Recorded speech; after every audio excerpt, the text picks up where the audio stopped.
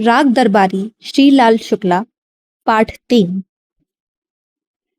दो बड़े और छोटे छोटे कमरों का एक डाक बंगला था जिसे डिस्ट्रिक्ट बोर्ड ने छोड़ दिया था। उसके तीन ओर कच्ची दीवारों पर छप्पर डालकर कुछ अस्तबल बनाए गए थे। अस्तबलों से कुछ दूरी पर पक्की ईंटों की दीवार पर टिन डालकर एक दुकान सी खोल गई थी। एक और रेलवे फाटक के पास पाई जाने वाली एक कमरे की गुमटी थी। दूसरी ओर एक बड़े बरगद के पेड़ के नीचे एक कब्र जैसा चबूतरा था। अस्तबलों के पास एक नए ढंग की इमारत बनी थी जिस पर लिखा था सामुदायिक मिलन केंद्र शिवपालगंज। इस सबके पिछवाड़े 3-4 एकड़ का उसर पड़ा था जिसे तोड़कर उसमें चरी बोई गई थी। चरी कहीं कहीं सचमुच ही उग आई थी। इन्हीं सब इमारतों के मिले जुले रूप को छंगामल विद्यालय इंटरमीडिएट कॉलेज शिवपालगंज कहा जाता था। यहाँ से इंटरमीडिएट पास करने वाले लड़के सिर्फ इमारत के आधार पर कह सकते थे कि हम शांति निकेतन से भी आगे हैं। हम असली भारतीय विद्यार्थी हैं। हम नहीं जानते कि बिजली क्या है, नल का पानी क्या है, पक्का फर्श किसे कहते हैं, सैनिटरी फिटिंग किस चिड़िया का नाम है। हमने विलायती तालीम तक देसी परंपरा में पाई है और इसीलिए हमें देखो, हम आज भी उतने ही प्राकृतिक हैं। हमारे इतना पढ़ लेने पर भी हमारा पेशाब पेड़ के तन पर ही उतरता है, बंद कमरे में ऊपर चढ़ जाता है। छंगामल कभी जिला बोर्ड के चेयरमैन थे। एक फर्जी प्रस्ताव लिखवाकर उन्होंने बोर्ड के डाक बंगले को इस कॉलेज का प्रबंध समिति के नाम उस समय लिख दिया था। और जब कॉलेज के पास प्रबंध समिति को छोड़कर और कुछ नहीं था, लिखने की शर्त के अनुसार कॉलेज का नाम छंगामल विद्यालय पड़ गया था। विद्यालय के एक एक टुकड़े का अलग अलग इतिहास था। सामुदायिक मिलन केंद्र गांव सभा के नाम पर लिए गए सरकारी पैसों से बनवाया गया था, पर उसमें प्रिंसिपल का दफ्तर था और कक्षा 11 और 12 की पढ़ाई होती थी। अस्तबल जैसी इमारतें श्रमदान से बनी थी।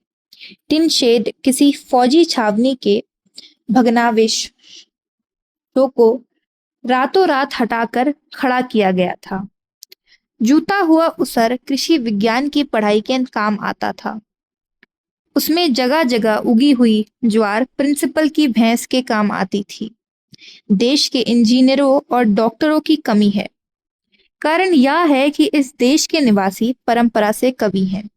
चीज को समझने से पहले वे उस पर मुग्ध होकर कविता कहते हैं। भाखड़ा नंगल बांध को देखकर वे कह सकते हैं, आहा, अपना चमत्कार दिखाने के लिए देखो, प्रभु ने फिर से भारत भूमि को ही चुना। ऑपरेशन टेबल पर पड़ी हुई युवती को देखकर वे मतीराम बिहारी की कविताएं दोहराने लग सकते हैं। भावना के इस तूफान के बावजूद और इसी तरह की दूसरी अड़चनों के बावजूद इस देश को इंजीनियर पैदा करने हैं, डॉक्टर बनाने हैं। इंजीनियर और डॉक्टर तो असल में वे तब होंगे जब वे अमेरिका या इंग्लैंड जाएंगे, पर कुछ शुरुआती काम टेक ऑफ स्टेज वाला यहाँ भी होने वाला है। वह काम भी छंगामल विद्यालय इंटर कॉलेज कर रहा है। साइंस का क्लास लगा था, नवा दर्जा। मास्टर मोतीराम जो एक तरह बीएससी पास थे, लड़कों को आपेक्षिक घनत्व पढ़ा रहे थे। बाहर उस छोटे से गांव में छोटेपन की बतौर अनुप्रास छटी छाई थी। सड़क पर ईख से भरी बैलगाड़ियां शकर मिल की ओर जा रही थी। कुछ मरियल लड़के पीछे से ईख खींच खींच कर भाग रहे थे। आगे बैठा हुआ गाड़ीवान खींच खींच कर गालियां दे रहा था। गालियों का मौलिक महत्व आज की ऊंचाई में है, इसीलिए गालियां और जवाबी गालियां एक दूसरे को ऊंचाई पर काट रही थी और दर्जे में खिड़की के रास्ता घुसकर पार्श्व संगीत का काम कर रही थी। लड़के नाटक का मजा ले रहे थे, साइंस पढ़ रहे थे। एक लड़के ने कहा, मास्टर साहब, आपेक्षिक घनत्व किसे कहते हैं? वे बोले, आपेक्षिक घनत्व माने रिलेटिव डेंसिटी। एक दूसरे लड़के ने कहा, अब आप देखिए, साइंस नहीं अंग्रेजी पढ़ा रहे हैं। वे बोले, साइंस साला अंग्रेजी के बिना कैसे आ सकता है। लड़कों ने जवाब में हंसना शुरू कर दिया। हंसी का कारण हिंदी अंग्रेजी की बहस नहीं, साला का मुहावरेदार प्रयोग था। वे बोले, यह हंसी की बात नहीं है। लड़कों को यकीन ना हुआ। वे और जोर से हंसे। इस पर मास्टर मोतीराम खुद उन्हीं के साथ हंसने लगे। लड़के चुप हो गए। उन्होंने लड़कों को माफ कर दिया। बोले, रिलेटिव डेंसिटी नहीं समझते हो तो आपेक्षिक घनत्व को यूं दूसरी तरकीब से समझो। आपेक्षिक माने किसी के मुकाबले का। मान लो तुमने एक आटा चक्की खोल रखी है और तुम्हारे पड़ोस में तुम्हारे पड़ोसी ने दूसरी आटा चक्की खोल रखी है। तुम महीने में उससे 500 रुपए पैदा करते हो और तुम्हारा पड़ोसी 400। तो तुम्हें उसके मुकाबले ज्यादा फायदा हुआ। इसे साइंस की भाषा में कह सकते हैं कि तुम्हारा अपेक्षित लाभ ज्यादा है। समझ गए? एक लड़का बोला, समझ तो गया मास्टर साहब, पर पूरी बात शुरू से ही गलत है। आटा चक्की से इस गांव में कोई भी 500 रुपए महीना नहीं पैदा कर सकता। मास्टर मोतीराम ने मेज पर हाथ पटक कर कहा, क्यों नहीं कर सकता? करने वाला क्या नहीं कर सकता? लड़का इस बात से और बात करने की कला से प्रभावित नहीं हुआ। बोला, कुछ नहीं कर सकता। हमारे चाचा की चक्की धक्का-पेल चलती है, पर मुश्किल से 200 रुपए महीना पैदा होता है। कौन है तुम्हारा चाचा? मास्टर मोतीराम ने की आवाज जैसे पसीने से तर हो गई।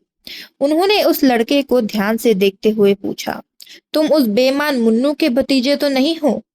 लड़के ने अपने अभिमान को छिपाने की कोशिश नहीं की। लापरवाही से बोला, और नहीं तो क्या। बेईमान मन्नू बड़े ही बाइज्जत आदमी थे। अंग्रेजों में जिनके गुलाबों में शायद ही कोई खुशबू हो। एक कहावत है, गुलाब को किसी भी नाम से पुकारे वह वैसा ही खुशबूदार बना रहेगा। वैसे ही उन्हें भी किसी भी नाम से क्यों ना पुकारा जाए। बेईमान मन्नू उसी तरह इत्मीनान से आटा चक्की चलाते थे, पैसा कमाते थे, बाइज्जत आदमी थे। वैसे बेईमान मन्नू ने यह नाम खुद नहीं कमाया था, उन्हें यह विरासत में मिला था। बचपन से उनके बापू उन्हें प्यार से मोरे बेईमान कहते थे। माँ उन्हें प्यार से मारे मन्नू कहती थी। पूरा गांव अब उन्हें बेईमान मन्नू कहता था। वे इस नाम को उसी सरलता से स्वीकार कर चुके थे जैसे हमने जेबी कृपलानी के लिए आचार्य जी, जे.एल. नेहरू के लिए पंडित जी या एम.के. गांधी के लिए महात्मा जी बतौर नाम स्वीकार कर लिया है।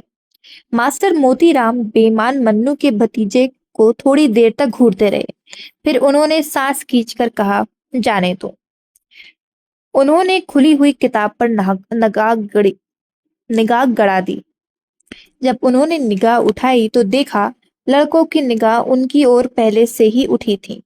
उन्होंने कहा, क्या बात है?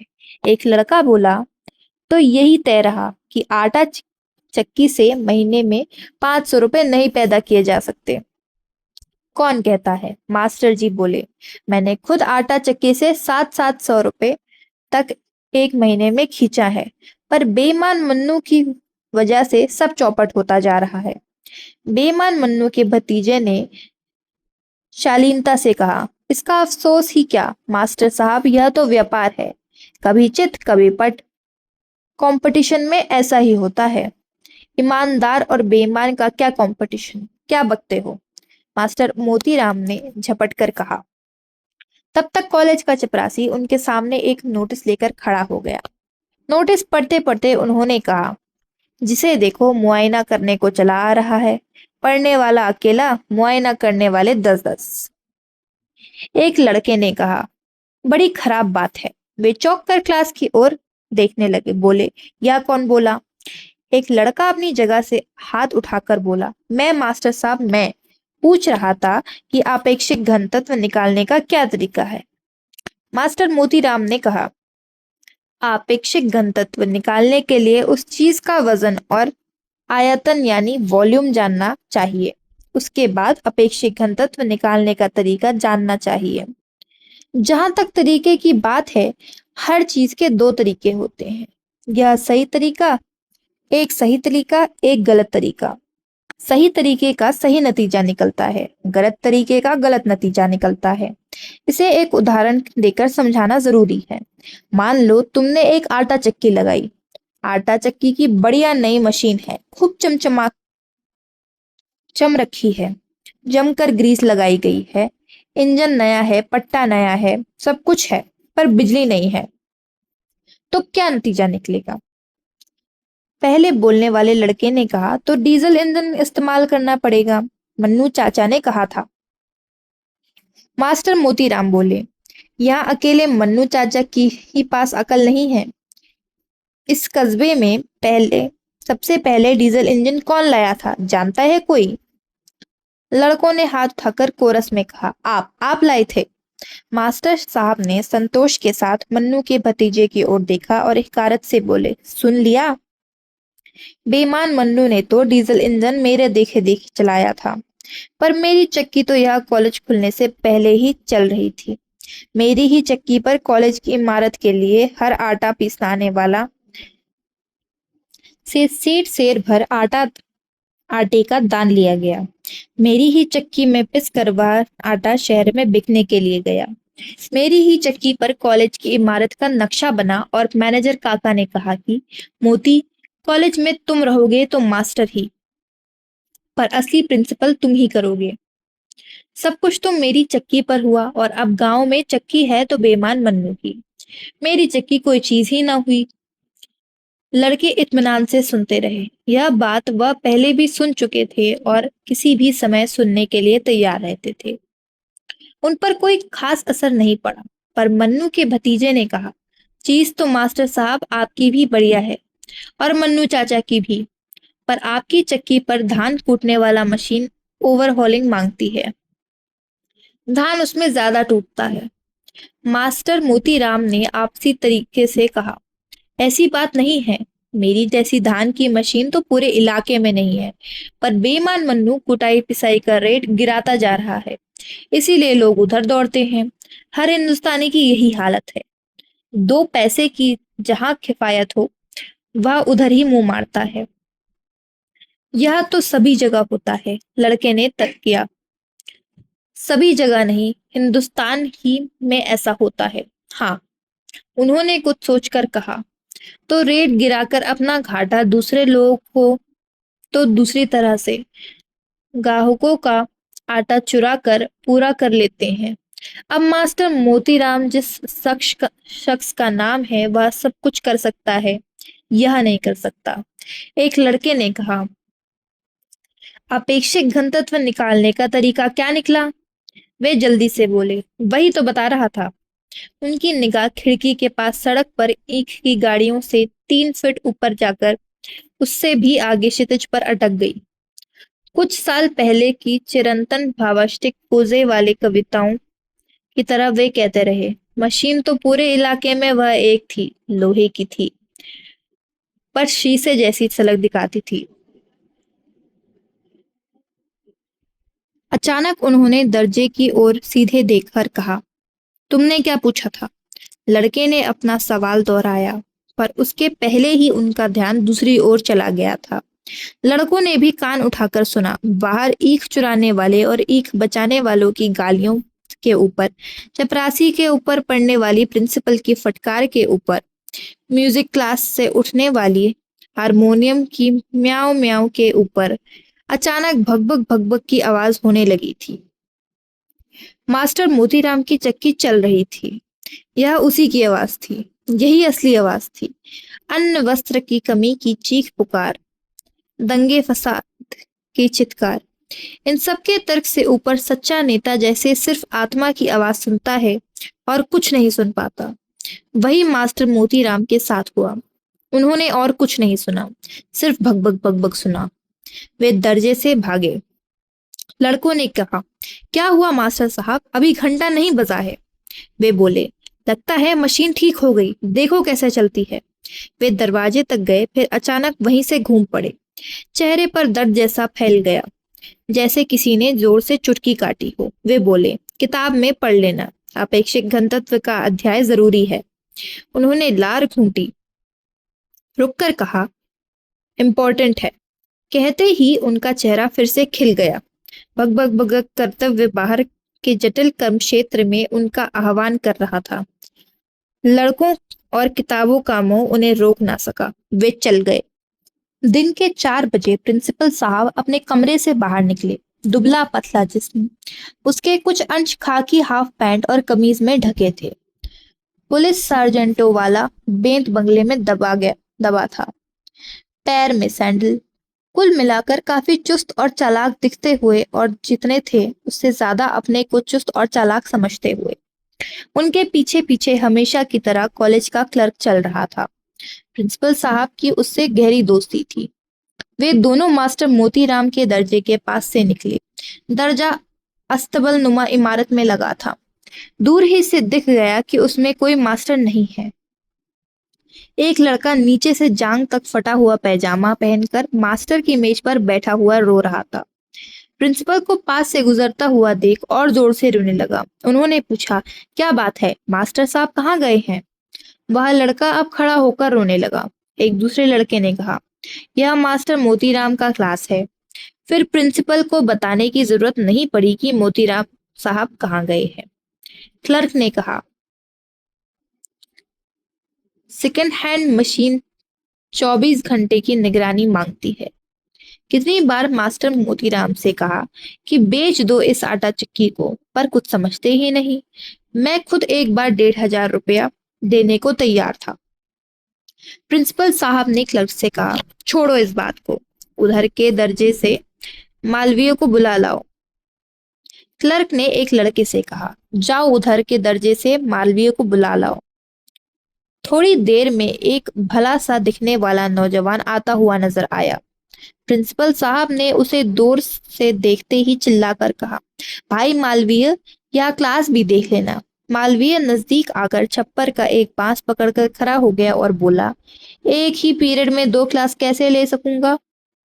रोने वाला लड़का रो रहा था। क्लास के पीछे कुछ लड़के जोर जोर से हंस रहे थे। बाकी इन लोगों के पास कुछ इस तरह भीड़ की शक्ल में खड़े हो गए थे जैसे चौराहे पर एक्सीडेंट हो गया हो। प्रिंसिपल साहब ने आवाज तेज करके कहा, ज्यादा कानून ना छाटो।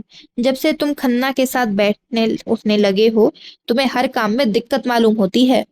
मालवीय प्रिंसिपल साहब का मुंह देखते रहा। क्लर्क ने कहा, सरकारी बस वाला हिसाब लगाओ मालवीय। एक बस बिगड़ जाती है तो सब सवारियां पीछे आने वाली दूसरी बस में बिठा दी जाती हैं। इन लड़कों को भी वैसे ही अपने दर्जे में ले जाकर बैठा दो। उसने बहुत मीठी आवाज में कहा, पर यहाँ तो नवा दर्जा है, मैं वहां 7वीं को पढ़ा रहा हूँ। प्रिंसिपल साहब की गर्दन मुड़ गई। समझने वाला समझ गए कि अब उनके हाथ हाफ पैंट की जेबों में चले जाएंगे और वे चीखेंगे। वही हुआ। वे बोले, मैं सब समझता हूँ। तुम भी खन्ना की तरह बहस करने लगे हो। मैं 7वें और 9वें का फर्क समझता हूँ। हमका प्रिंसिपली करे का ना सिखाओ भैया। जौनो हुक्म है 3 चुप्पे करे आउट करो, समझे कि नहीं? प्रिंसिपल साहब पास के ही गांव के रहने वाले थे। दूर दूर के इलाकों में वे अपने 2 गुणों के लिए विख्यात थे। एक तो खर्च का फर्जी नक्शा बनाकर कॉलेज के लिए ज्यादा से ज्यादा सरकारी पैसा खींचने के लिए, दूसरे गुस्से की चरम दशा में स्थानीय अवधि बोली का इस्तेमाल करने के लिए। जब वे फर्जी नक्शा बनाते थे तो बड़े से बड़ा ऑडिटर भी उसमें कलम ना लगा सकता था। जब से अवधि बोलने लगते थे तो बड़ा से बड़ा तर्कशास्त्री भी उनकी बात का जवाब ना दे सकता था। मालवीय सिर झुकाकर वापस चला गया। प्रिंसिपल साहब ने फटे पैजामे वाले लड़के की पीठ पर एक बेत झाड़कर कहा, जाओ उसी दर्जी में जाकर सब लोग चुपचाप बैठो। जरा भी सांस ली तो खाल खींच लूंगा।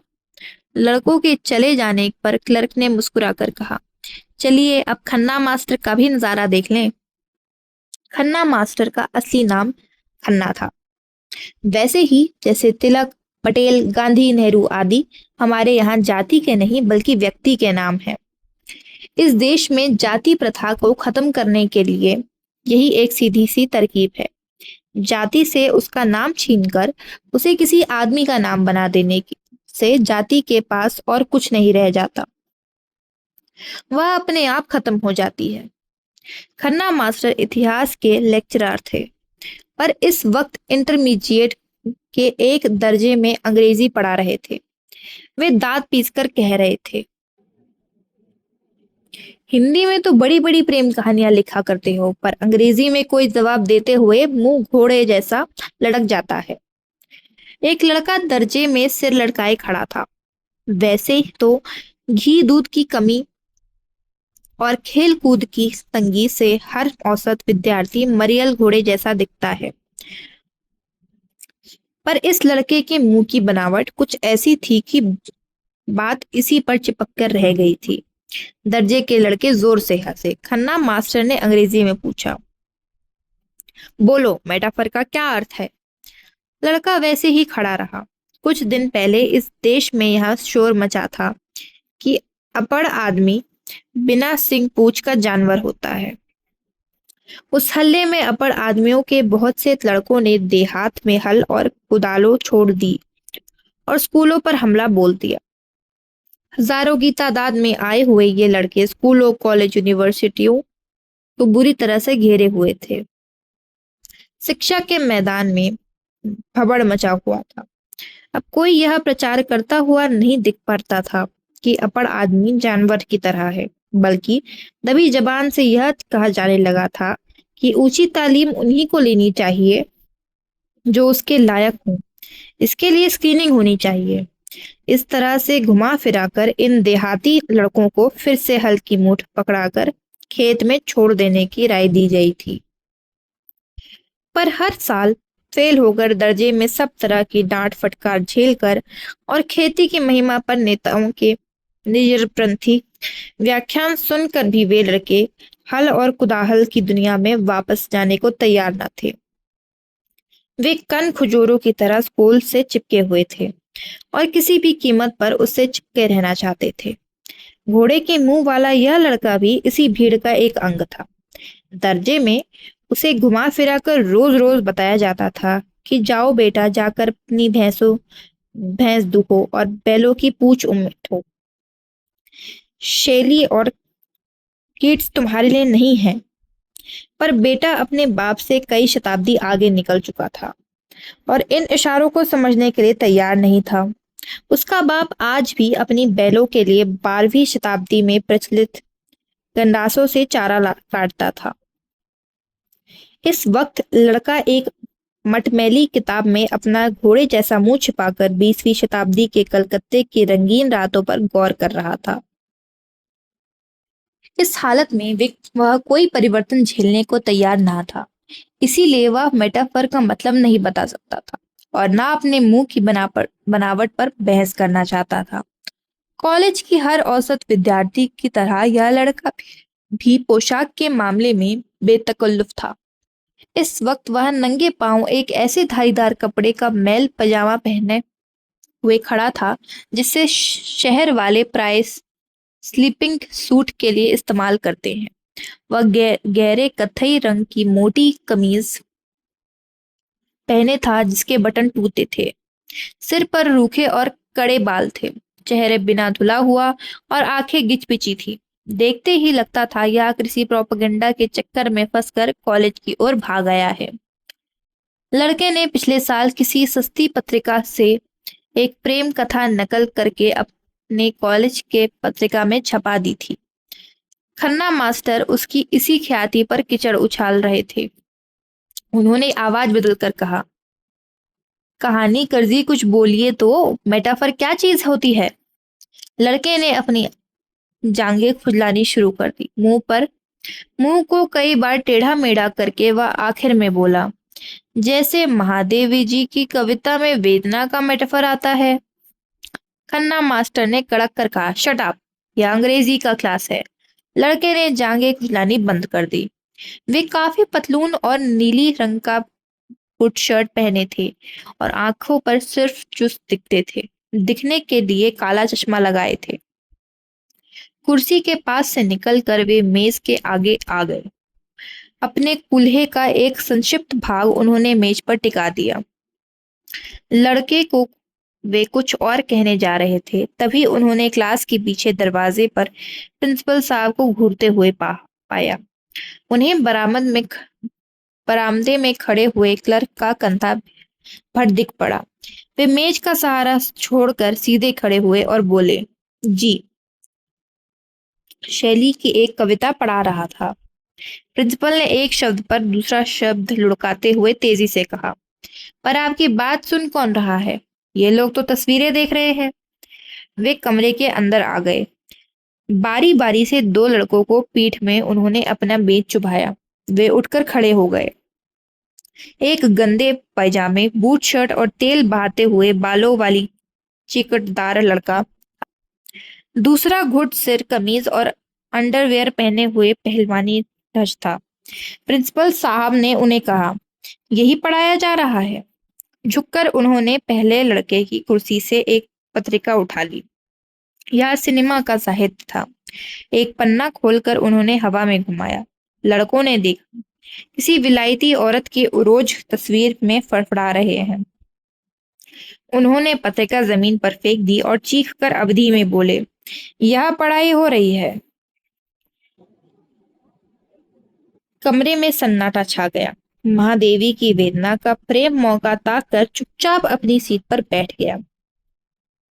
प्रिंसिपल साहब ने क्लास की एक और छोर से दूसरी छोर पर खड़े हुए खन्ना मास्टर को ललकार कर कहा, आपके दर्जे में डिसिप्लिन की क्या हालत है? लड़के सिनेमा की पत्रिकाएं पढ़ते हैं और आप इसी बूते पर जोर डलवा रहे हैं कि आपको वाइस प्रिंसिपल बना दिया जाए। इसी तमीज से वाइस प्रिंसिपल कीजिएगा। भैया, यही हाल हो रही तो वाइस प्रिंसिपल तो अपने घर रही। पर साल की जुलाई मऊ डगर डगर ढूंढियो। कहते कहते अवधि में महाकवि गोस्वामी तुलसीदास की आत्मा उनके शरीर में एक ओर से घुसकर दूसरी ओर से निकल गई। वे फिर खड़ी होकर बुल पर आए। पढ़ाई लिखाई में क्या रखा है? असली बात है डिसिप्लिन। समझे मास्टर साहब? यह कहकर प्रिंसिपल उमर खैमियान हीरो की तरह मैं पानी जैसा आया था और आंधी जैसा जाता हूँ की अदा से चले गए। पीठ पीछे उन्हें खन्ना मास्टर की भुनभुनाहट सुनाई दी। वे कॉलेज के फाटक से बाहर निकले। सड़क पर पतलून कमीज पहने हुए एक आदमी आता हुआ दिखाई पड़ा। साइकिल पर था। पास से जाते जाते उसने प्रिंसिपल साहब को और प्रिंसिपल साहब ने उससे सलाम किया। उसने निकल जाने के क्लर्क से पूछा, यह कौन चिड़ी मार है? मलेरिया इंस्पेक्टर है, नया आया है। बीडीओ का भांजा लगता है। बड़ा फितरती है। मैं कुछ बोलता नहीं, सोचता हूँ कभी काम आएगा। क्लर्क ने कहा, आजकल ऐसे ही चिड़िमरों से काम बनता है। कोई शरीफ आदमी तो कुछ करके देता ही नहीं। थोड़ी देर पर दोनों चुपचाप सड़क पर चलते रहे। प्रिंसिपल ने अपनी बात फिर से शुरू की। हर आदमी से मेल जोल रखना जरूरी है। इस कॉलेज के पीछे गधे तक को बाप कहना पड़ता है। क्लर्क ने कहा, सो तो देख रहा हूं। दिन भर आपको यही करते बीतता है। वे बोले, बताइए, मुझसे पहले भी यहाँ 5 प्रिंसिपल रह चुके हैं। कौनो बनवाया पावा इतनी बड़ी पक्की इमारत? वे प्रतिष्ठित हुए। यहाँ सामुदायिक केंद्र बनवाना मेरा ही बूता है कि नहीं? क्लर्क ने सिर हिलाकर कहा, हाँ। थोड़ी देर में वे चिंतापूर्वक बोले, मैं फिर इसी टिप्स में हूं कि कोई चंडूल फंसे तो इमारत के एकाध ब्लॉक और बनवा दिए जाए। क्लर्क चुपचाप साथ साथ चलता रहा। अचानक ठिठक कर खड़ा हो गया। प्रिंसिपल साहब भी रुक गए। क्लर्क बोला, 2 इमारतें बनने वाली हैं। प्रिंसिपल ने उत्साह से गर्दन उठाकर कहा, कहाँ? एक तो अछूतों के लिए चमड़ा कमाने की इमारत बनेगी, घोड़ा डॉक्टर बता रहा था। दूसरा अस्पताल के लिए हैजे का वार्ड बनेगा। वही जमीन की कमी है। कॉलेज ही अस्पताल टिप्स में से ये इमारतें बनवा ले, धीरे धीरे हथिया लेंगे। प्रिंसिपल साहब निराशा से सांस छोड़ आगे चल पड़े। कहने लगे, मुझे पहले ही मालूम था इनमें टिप्स नहीं बैठेगा। कुछ देर दोनों चुपचाप चलते रहे। सड़क के किनारे एक आदमी 2-4 मजदूरों को इकट्ठा करके उन पर बिगड़ रहा था। प्रिंसिपल साहब उनके पास खड़े हो गए। 2-4 मिनट उन्होंने समझने की कोशिश की कि वह आदमी क्यों बिगड़ रहा है। मजदूर गिड़गिड़ा रहे थे। प्रिंसिपल ने समझ लिया कि कोई खास बात नहीं है। मजदूर और ठेकेदार सिर्फ अपने रोज रोज के तरीकों का प्रदर्शन कर रहे हैं और बातचीत में जिच पैदा हो गई है। उन्होंने आगे बढ़कर मजदूरों से कहा, जाओ रे, अपना अपना काम करो। ठेकेदार साहब से धोखाधड़ी की तो जूता पड़ेगा। मजदूरों ने प्रिंसिपल साहब की ओर कृतज्ञता से देखा। फुर्सत पाकर वे अपने अपने काम में लग गए। ठेकेदार ने प्रिंसिपल से आत्मीयता के साथ कहा, सब बेईमान है, जरा सी आंख लग जाए तो कान का मैल तक निकाल कर ले जाएं। ड्योढ़ी मजदूरी मांगते हैं और काम का नाम सुनकर कांखने लगते हैं। प्रिंसिपल साहब ने कहा, सब तरफ यही हाल है, हमारे यहाँ ही लीजिए। कोई मास्टर पढ़ाने थोड़ी चाहता है, पीछे पड़ा रहता है। तब कहीं वह आदमी ठठाकर हंसा, बोला, मुझे क्या बताते हैं, यही करता रहता हूँ, सब जानता हूँ। रुककर उसने पूछा, इधर कहाँ जा रहे थे? इसका जवाब क्लर्क ने दिया, वैद्य जी के यहाँ। चेकों पर दस्तखत करना है, करा लाइए। उसने प्रिंसिपल को खिसकने का इशारा दिया। जब वे चल दिए तो उसने पूछा, और क्या हाल चाल है? प्रिंसिपल रुक गए, बोले, ठीक ही है, वही खन्ना वन्ना लिबीचर सिबीचर लिबिर सिबिर कर रहे हैं। आप लोगों के और मेरे खिलाफ प्रोपगंडा कर घूम रहे हैं। उसने जोर से कहा, आप फिक्र ना कीजिए, ठाट से प्रिंसिपल ही किए। उनको बता दीजिए कि प्रोपगेंडा का जवाब है डंडा।